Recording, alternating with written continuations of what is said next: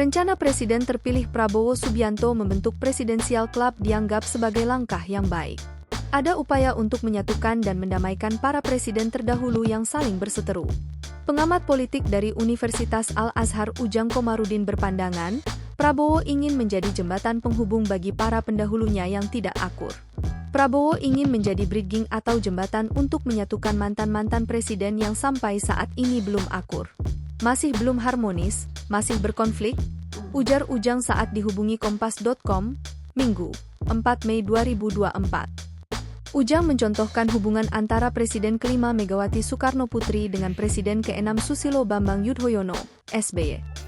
Hubungan keduanya terbilang tidak harmonis sejak pemilu 2004. Kemudian juga antara Megawati dengan Presiden ke-7 Joko Widodo, Jokowi.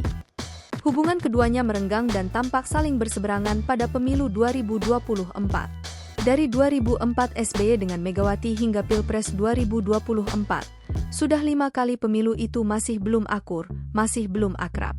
Ditambah lagi pada Pilpres 2024 hubungan Jokowi dengan Megawati juga tidak akrab, kata Ujang. Lewat wadah Presidensial Club itu, Prabowo ingin membuat para presiden sebelumnya tidak lagi berkonflik. Dia juga ingin para pendahulunya bersama-sama berkontribusi dan memberi masukan untuk pemerintahannya. Prabowo tentu ingin mendapatkan masukan-masukan berbasis pada pengalaman-pengalaman mantan-mantan presiden itu. Dari mulai Megawati, SBY dan Jokowi kan punya pengalaman dalam pemerintahannya masing-masing, pungkas Ujang. Untuk diketahui, Prabowo disebut ingin mendudukkan para mantan presiden dalam satu meja dalam Presidential Club. Hal itu disampaikan juru bicara tim kampanye nasional, TKN, Prabowo Gibran, Dhanil Anzar Simanjuntak.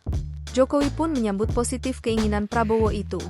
Ia juga menyarankan agar pertemuan antar mantan presiden bisa dilakukan 2 hari sekali.